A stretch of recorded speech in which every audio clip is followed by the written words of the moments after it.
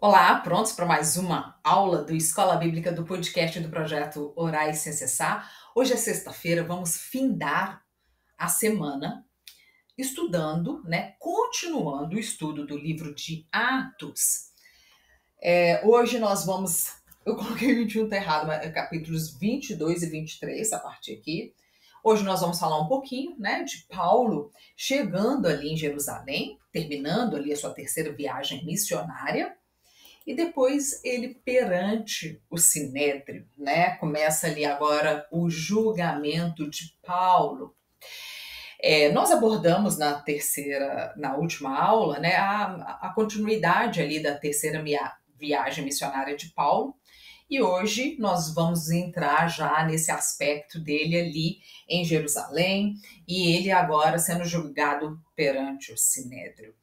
Mas, como sempre, eu dou o recadinho, se for seu primeiro contato com o Projeto Orais Sem Cessar, eu vou te convidar a conhecer as orações da palavra, no site do Projeto Orais Sem Cessar, e vir orar e aprender a palavra comigo toda semana através do site www.projetoraissemcessar.com, tá? Ou através das nossas redes sociais, como Instagram e Facebook. Bem, Paulo, então, depois da sua viagem, findando ali a viagem, nós vimos na última semana que ele ficou quase 7 anos viajando, ele ficou só 2 anos e 3 ou 4 meses só em Éfeso,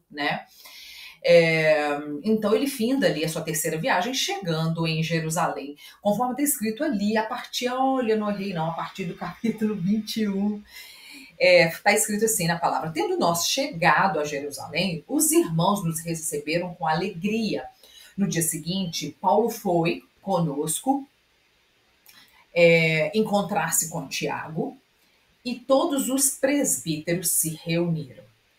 E, tendo-os saudado, ele contou minuciosamente o que Deus fizera entre os gentios através do seu ministério.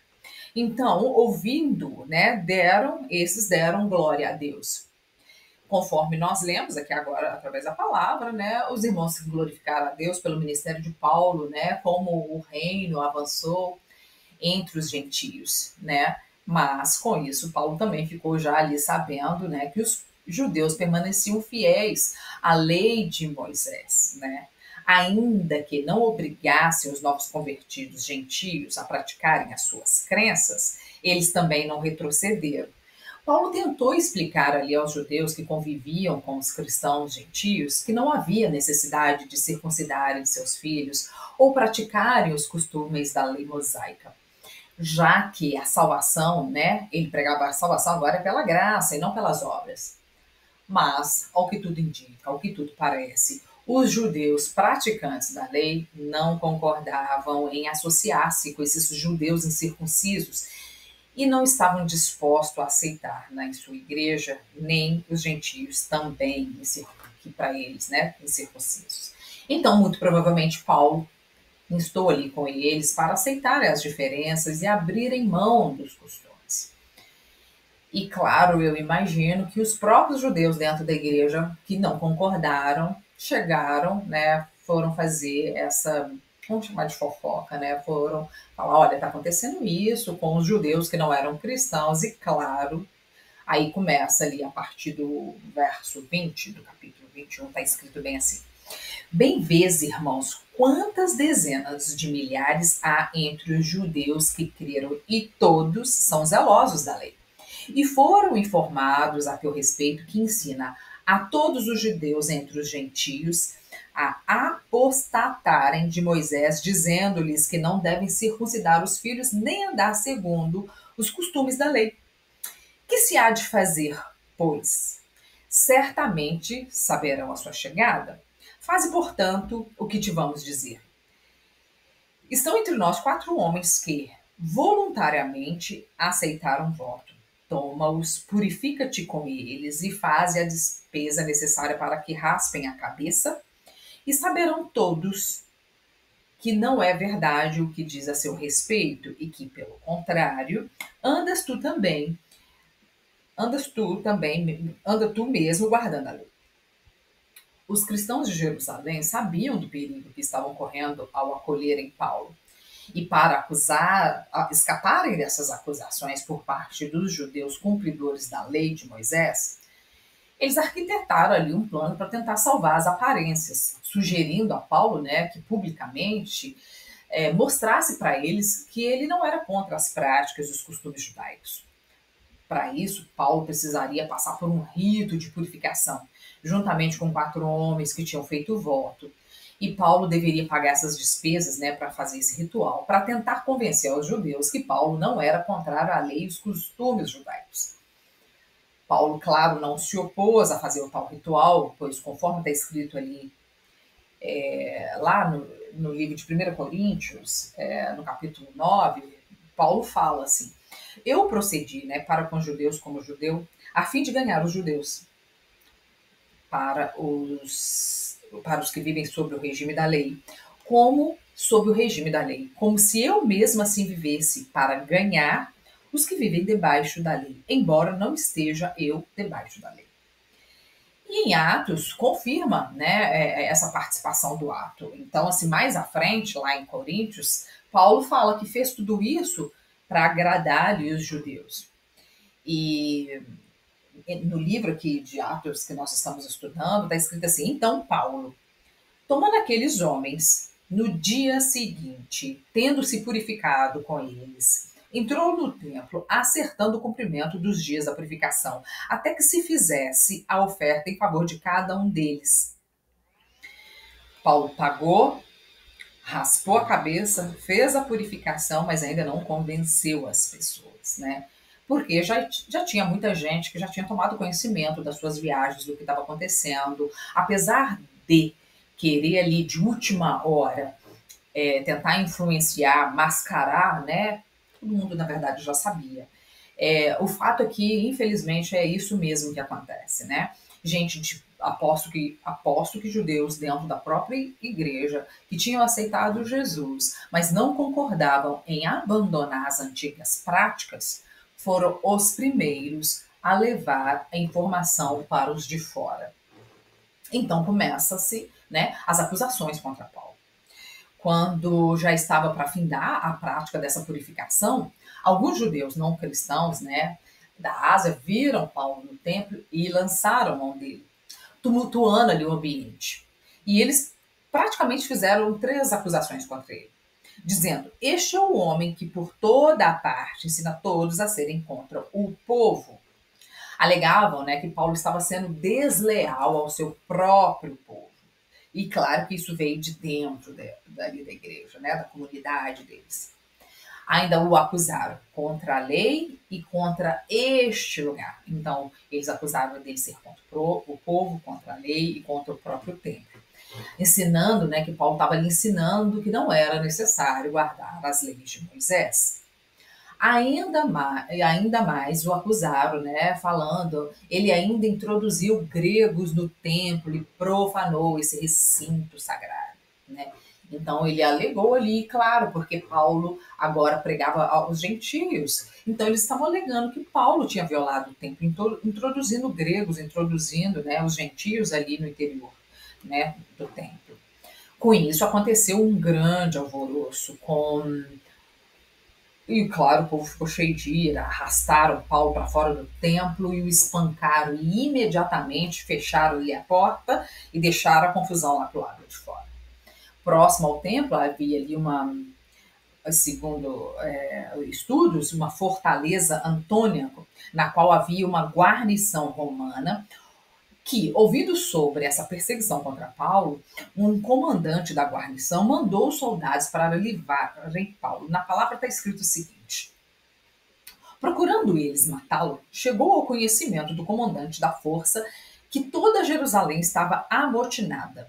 Então este, levando logo soldados e centuriões, correu para o meio do povo.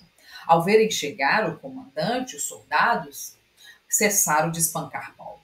Aproximando-se o comandante, apoderou-se de Paulo e ordenou que fosse acorrentado com 2 cadeias, perguntando quem era e o que havia feito. Na multidão, uns gritavam de um modo, outros de outro: não podendo ele, porém, saber a verdade por causa do tumulto que ordenou, né, que Paulo fosse, por causa do tumulto, ele ordenou que Paulo fosse recolhido à fortaleza. E ao chegar às escadas, foi preciso que os soldados o carregassem por causa da violência da multidão, pois a massa de povo seguia, gritando: mata-o. E quando Paulo ia sendo recolhido à fortaleza, disse ao comandante: é-me permitido dizer-me alguma coisa? Respondeu ele: sabes o grego? Então, concedido-lhe o lugar de fala, Paulo se dirigiu ao povo, mas não em grego, mas em hebraico, fazendo o povo calar e ouvir. Paulo começou então falando da sua própria vida, desde o seu nascimento, a sua formação, a sua religião, explicando como ele próprio tinha perseguido a igreja do Senhor. Então, ali depois dessa fala de Paulo, né, nós vamos ver agora ele ali perante o Sinédrio. As acusações feitas sobre Paulo eram sobre aspectos da lei judaica. Por isso, o comandante Cláudio Lísias, após tomar conhecimento da trama preparada por mais de 40 homens com o intuito de matar Paulo, resolveu mandá-lo à presença do Sinédrio para ser julgado. No Sinédrio, Paulo se sentiu confortável, porque ele começa ali dizendo no seu discurso, chamando aquelas pessoas de irmãos, né? Se referindo ali ao conselho. Está escrito assim a partir do capítulo 23, já logo no verso: varões irmãos, tenham andado diante de Deus com toda a boa consciência até o dia de hoje. É provável que Paulo possa ter ocupado ali um lugar entre eles, né, naquele conselho, quando ele era Saulo, e já está acostumado a tratar ali com procônsul, com magistrados e outros líderes, né, a politicagem e a igreja, né, o poder da igreja e o poder público ali. Né, quanto à sua defesa, Paulo declarou ali ao conselho a sua convicção de estar fazendo a vontade de Deus.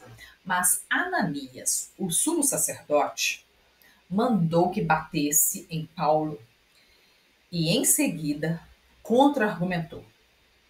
Mas o sumo sacerdote Ananias mandou aos que estavam perto dele que lhe batessem na boca. Então lhe disse Paulo: Deus há de ferir-te, parede branqueada. Paulo o chama de parede branqueada. Tu estás aí sentado para julgar-me segundo a lei e contra a lei mandas agredir-me? Então eu fui pesquisar como é que foi que Ananias morreu e o que aconteceu com ele depois dessa...